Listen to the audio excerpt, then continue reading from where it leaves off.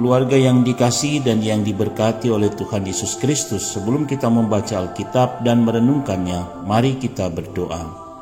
Kami bersyukur untuk hari baru ini ya Tuhan. Kami memulaikan aktivitas kami dengan membaca Alkitab dan merenungkannya. Kiranya Roh-Mu yang kudus berkuasa atas kami dan berkati kami membaca Alkitab dan merenungkannya. Dalam nama-Mu kami berdoa. Amin. Renungan harian keluarga kita hari ini, Minggu 10 April tahun 2022.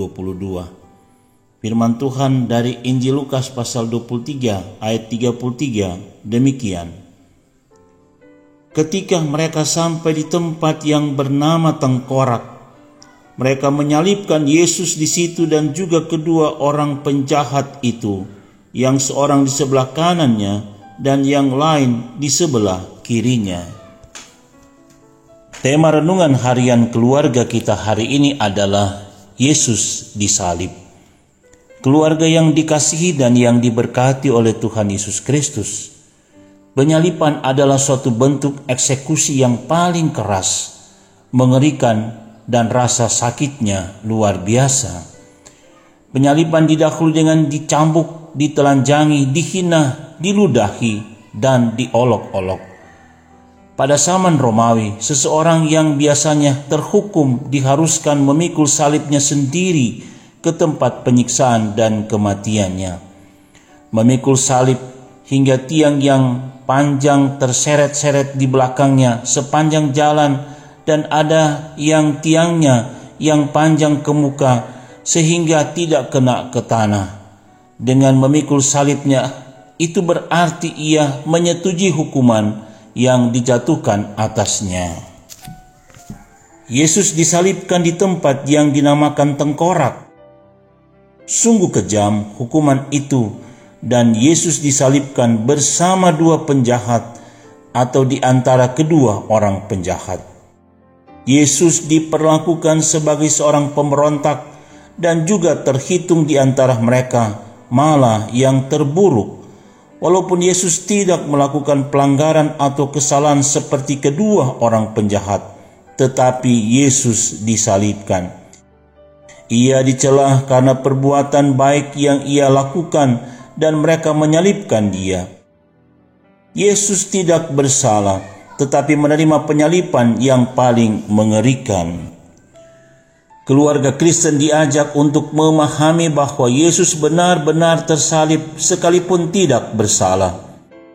Kitab 2 Korintus 5 ayat 21 mengatakan, Dia yang tidak mengenal dosa telah dibuatnya menjadi dosa karena kita, supaya dalam Dia kita dibenarkan oleh Allah. Yesus menggantikan kita di tempat hukuman yang seharusnya kita jalani. Yesus mati karena dosa kita. Kita telah ditebus dengan harga yang mahal dan menjadi miliknya. Kitab 1 Petrus 2:24 mengatakan, Ia sendiri telah memikul dosa kita di dalam tubuhnya di kayu salib, supaya kita yang telah mati terhadap dosa hidup untuk kebenaran.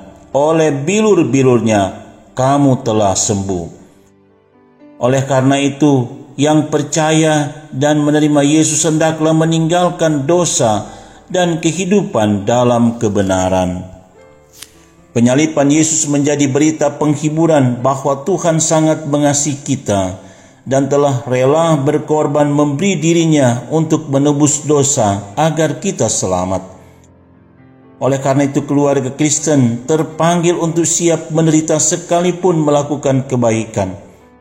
Terpanggil untuk saling mengasihi dan rela berkorban untuk kebenaran. Terpanggil untuk mengikut Yesus dan siap memikul salib yang bukan hanya sekedar komitmen sesaat tetapi dilakukan sepanjang kehidupan.